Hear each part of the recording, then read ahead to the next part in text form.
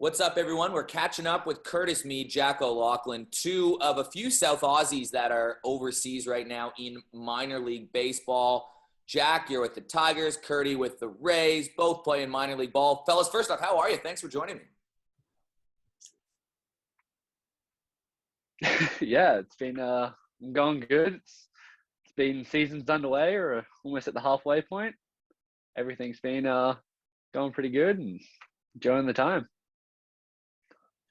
Yeah, everything's all good on my end, Eric. I started the season reasonably well. Had a little COVID hiccup within the team and myself, and the weather's starting to warm up. So enjoying my base.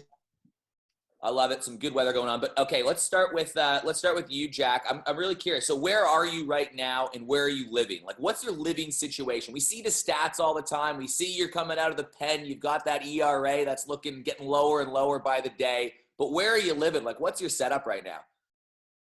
I'm currently in Grand Rapids, Michigan, and I'm staying in a host family with we got 2 players in each host family, and we're in a nice small town a little bit north of Grand Rapids called Rockford, and it's really nice here. So how many is people warm are in the enough, town? and honestly, I'm not really sure, but the town seems like it's still bigger than a majority of the towns back in Adelaide. And like, what's the ballpark size there where you're playing? We play at a larger stadium, I would say. We hold around 10,000, I think it is like our max capacity at our ballpark. Do you get And 10,000 we get pretty people close there? to it. During summer, we'll get close to 6,000 to 8,000 most nights. Holy moly, that's much bigger than what we are used to here. Curdy, what about you? Where are you living? Like, what town? Who are you living with? What's the situation?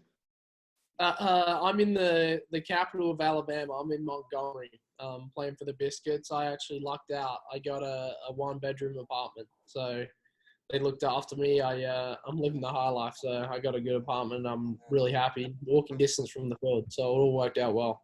So are you living on your own? I am. Yeah, I got lucky. I got really lucky. So Is that weird though, right? Like, I remember the first time I started living on my own, and like the first few months is an adjustment, man. Like when you're completely on your own. yeah, it has been, but half the season, I just got back from a 2-week road trip, and I was with someone literally in the same room for the whole of the 2 weeks. So the idea of having my own place was kind of nice. I was like, every second week I'm going to be sleeping in the same room with someone, and then the other week I'll be by myself. And so it's kind of been a really good balance. You don't really get sick of the guys or anything because you got your own space, but there's a few guys in the same apartment complex. So if I'm bored or I want to go do something, there's always people around and things to do. So it's been good. Actually, Jack, that's a really good point, right? Like, you guys are always on the road. Even when you're at home alone, I'm sure you're going to the ballpark all of a sudden, you're interacting with people all the time. So it's not like you're living a very isolated lifestyle if you were living on your own. Yeah, 100%. We also just got back from a week road trip on the road. We were over in a little bit further east than Cleveland, so that was kind of nice to explore a little bit. But as Cody said, you spend a week on the road, a week at home. When you're on the road, you're sleeping 6 feet from somebody, so just how So it when you're is. on the road, like, do you guys obviously take like a bus to wherever you're going? Yeah, you take a bus. We got in late last night. We played a 2:00 game in Pearl, Mississippi, which is about 4 hours from Montgomery. Finished the game about 6, probably on the bus by 6:45, and then back here by about 10:45. So What's the longest bus trip for each of you that you guys have to do this year? You go for it, Jack. I believe we have 6.5 hours is our max bus ride over to Cedar Rapids, which I'm not exactly too sure where that is. I've never been there before, but that's our next road trip. So I'm going to find out where it is. And ours isn't too bad, actually. It's 5.5, which, funny, last year in high A, my shortest road trip was 5.5 hours. So we've been blessed this year. Lots of 2-hour trips. Like next week, we're going to see Aaron Whitefield. He's two hours away. So it's all reasonably close, which has been nice. So, like, what do you do? We'll start with you, Curdy. Like, what do you do to occupy yourself on the bus? Like, if it's a 5.5 hour bus ride, it's the long haul. Like, do you have your own seat? Can you spread out a little bit, or do you have to? Are you like crammed in there? Like, what's the lay of the land? So we do usually get our own row. Well, 2 seats to one person. And usually it's funny, the trip there, everyone's kind of, it's up, it's early, but you're high energy, you just had an off day, you're playing cards, you listen to music out loud or whatever, and then it's funny on the way back, depending on how the week went, kind of sets the tone for the bus trip. I've had bus trips where we're singing karaoke for 4 hours straight on the way home, and then other ones like last night where everyone was pretty tired. We'd been away for 2 weeks and it was pretty quiet. A few card games and lots of people catching up on sleep. Jacko?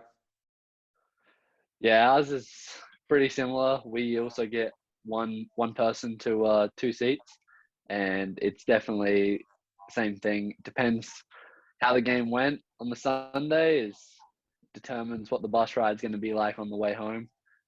I like that on Curdy, the Tuesday mornings. Sorry, yeah, I like that you mentioned karaoke though. So like, if there's music blaring on there, as some proud South Aussies or Australians, do you get a chance to like get some influence of some Aussie tunes in there that maybe some of these Americans haven't heard of before? A little bit. I did 2 weeks ago. I sung the Australian national anthem on the bus, and a few of the guys that had come and played over in Australia joined in, so that was pretty funny. That's awesome. Do you have a video of that? I don't. No. Never. And if you did, it would never be seen anyways. What about you, Jacko? Oh, our bus rides don't quite sound as fun as Curtis's, that's for sure. We have a lot of guys that watch movies and play cards similar to that, but we definitely don't have no karaoke going on the bus. So, fellas, I'm curious about your stadiums that you play in, right? So, like, West Beach is this gold standard of stadiums, right? Like, you got those little club rooms, you walk through the crowd to get to the field. Now, but what is your club, like, walk me through that. Like, what's your club room like your locker rooms that you stay in other words, and then, like, what's your actual ballpark like, if you can paint a picture without me actually being there? We'll start with you, Jacko. Our locker rooms, we have a slightly older style locker rooms. It's a larger rectangle with nice tall metal lockers that move around the outside, but it's relatively spacious at the same time. We can spread out a little bit. Everyone has their own seating area and own personal area, so that makes nice. We have a table in the middle where lots of card games get played, that's for sure. And TV's up on the wall so we can, watch the MLB games that are on at the same time, or just watch anything depending on who's kind of running the clubhouse at the time. Our ballpark is, as I said, it's on the larger side. It's a pretty stock stadium in terms of we have seating that wraps all the way around from behind home plate all the way down to just behind first base and third base. And then from then on, it's a nice grass seated area for both sides. And then we have some private areas, I guess you could call like specialty ticket holders that'll sit out in the right field and left field areas. I love it. What about you, Curdy? Yeah, so locker room compared to West Beach is probably 3 times the size. Really? Wow, so shocked. Yeah, we have, like Jacko said, lockers that line, the walls, a few couches in there, tables, ping pong table, and then weight room, the other side. Coach's locker room is completely separate. And then the stadium is actually, it's really cool. We have a train track in left, which is just in, like, it's the left field kind of wall goes up, and then there's the train track. It's right on the water, and it's actually a cool old stadium that used to be a prison. So probably seats not as big as Jacko. It's probably like to 8,000, and on a good weekend we'll get anywhere from 4 to 6. But it's a really cool old stadium. Bullpens are on the field, so everyone's in the action. It's full on. And Montgomery's a pretty like sizey town too, isn't it? Yeah, I actually thought it would be bigger. I think it's only like 400,000 or 500,000 people. So about half the size of Adelaide. Yeah. That's big for me. Like I'm from a town that's not even a quarter of that. So like that's a big ballpark. Card games. What card games are you guys playing? You both mentioned that you guys are playing cards, whether it be on the bus, at the club room. Like what's your favorite game that you play right now when the boys start playing? We played like 3 mainly: spades, hearts, actually 4: spades, hearts, pluck, and a game called 13. So they were all pretty much 4-player games. They're trump 13. games, trump card games, right? Yeah. 13 is not a trump card game though, right? No, it's not. But so pretty much you've got a partner that you play with throughout the season. So you kind of hop on and out while you're changing and eating, and everyone's kind of jumping in there and seeing who can rule the table. So that's pretty cool. Entertained. Is it like standardized games? Games, Jack? Well, I was gonna say we play 13 in our clubhouse as well. I think that's a pretty big minor league card game, really. I've heard a lot of guys like from other organizations, they play the same thing. We also play a lot of euchre. I love euchre. Jacko, you and I got to play when you're back in Adelaide this summer. I'm down. Sounds good to me. And so we play 13 euchre and another game called Rat. Dude, you guys got to help some of the kids here, man. Like when we were in Melbourne on that opening road trip of the exhibition season, it was pissing down rain. Everybody was in the clubhouse and nobody knew how to play cards. Like nobody. It was just like Wilco sitting there just like begging people, asking how to play cards. And literally nobody knew how to do it. But the average age was also like 19 years old and didn't really have that probably team environment. But boys, you gotta help these guys out more so with that than the baseball, I think. It's pretty funny because I probably didn't play cards until I started going on road trips and anything. And when my parents were over, they left about a week ago. I was shuffling cards and they were like, "Oh, you never knew how to shuffle cards like that before." And I was like, "Oh, you got to learn to play." You pick up along the way. Well, your dad would have been playing cards with all the boys with the Giants on those big bus trips too. He knew all the games we were playing. I love that. All right, boys, 2 more questions for you. I want to know if I'm coming on a little minor league trip based on the trips that road trips you've been on, either the leagues you've played in, low A, high A, double A, whatever it is.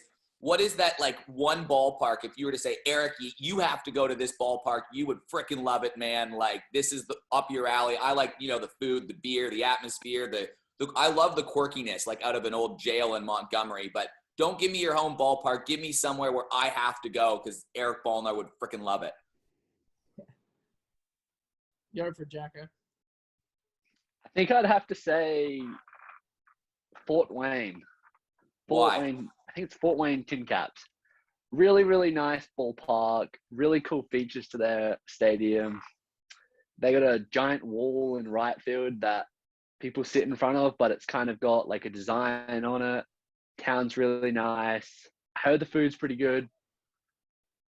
And it's just got they're a real family bunch of supporters over there. And if you're lucky, you might see some other Australians that play for them, the Padres. I love it. What about you, Curdy? I got 2 for you. One was from last year, the Charlotte Knights. When I went up to AAA briefly, the city of Charlotte in the backdrop, a really cool skyline, right where Mason Picard lives. Just an awesome stadium. They've talked about making it a big league stadium, so it's probably the cream of the crop in the minor leagues. And then one I went to this year was Pensacola. Bubba Watson owns the Blue Wahoos. They've resurfaced the whole field now. It's fully turf, and they have really cool and interesting breweries in the stadiums and food. It's a really nice place to play right on the water there in Pensacola. I love that. I'm going to write that down. I've heard of the Charlotte Knights one because it's like literally what everybody talks about. You even see it in like video games and stuff. It's that epic backdrop. Like you see that on Instagram all the time. I got to check that out. And fellas, what do you do? Like, do you have any hobbies outside of baseball that you're trying to do like in your downtime? Like when you're like, you both had an off day today, for instance, like what do you do to switch off away from baseball? I Jack, spend a lot of my time. I spend a lot of my time just hanging out, really. Sometimes on off days, though, like I'll go to the gym. Like the field's open for us. Like if I pitched on the Sunday or something, I'll go get in a lift just because it's my job. But other than that, me and a lot of the guys like to get out on the golf course. It's the relaxed wind down time that's not baseball. So that's probably my go-to on off days. What about you, And Cody? I'm the same. I'm out on the golf course every Monday. I went out and played this morning. We actually have a really nice course here. It's called Robert Trent Jones. He's like a course designer, and he has a place here at Capitol Hill. And there's 3 courses out there, and that we are like sponsored by them, so they let us play for like $20. So the team will have like 3 or 4 groups out there. The coaches are out there. It's really good. So we get out there most Mondays. What's your handicap at now around, Curdy? I'm not sure. I'm not really tracking it like I do when I'm in Australia, but I'm probably a couple shots worse than I usually than I was last time I was in Australia. So it's sliding a little bit. I hadn't had much time to practice. What about you, Jacko? We're kind of in the same boat as Cody right now. Like when you're over here, like you don't really track as many shots. Like lots of scrambles get played over here because you're always playing with groups of 4. So it's just like you're playing a group of 4. You don't want to take 5 hours, 6 hours on the golf course. So normally pair up with somebody and play a little competitive scramble. Have you boys got a hole in one yet? I haven't. No. I don't have one either. When you boys are back in Adelaide, we can sit down, have a beer, and I will tell at length the story of my last golf round where I had a hole in one, and you can just be envious of it. And I can say, I can have that. You guys are better golfers than me, but I'll hold that over your head for the time being. Sounds good. Now, fellas, thanks for joining us. Really Sounds insightful good. just about what life is like outside of the ballpark. But you know what? Sorry, boys. One more baseball question.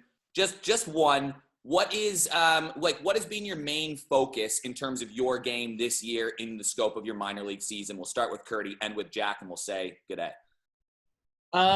Probably I just started playing second again this year. So I've been putting in a lot of work. I'm probably playing 3 at third, 1 at second. So just kind of getting used to playing back at second a little bit. And obviously last time I played second, I'd gone to a little bit of a highest level of baseball. So it's kind of like just catching up and knowing my way around second again, and just continuing to put together good at-bats. So my biggest focus this year has definitely been staying healthy. I know it's not 100% baseball, but it's, for me, over the past few years, it's been a main focus. It's just trying to stay healthy and finish out the year. So is that like a new routine sometimes you have to work in, maybe compared to other years? I wouldn't necessarily say it's a new routine. I'd say it's more just making sure that my throwing, how much I throw, is I'm keeping an eye on. You know, like throwing off the mound certain days, but making sure that, you know, I'm having my recovery as well at the same time. If I pitch the day before, if I'm throwing off the mound, I'm only throwing a few. Like I'm not taking anything too stressful on the arm, and just making sure that I'm good and ready to go for the next outing. Well, Curtis, Jack, thanks so much for joining me once again.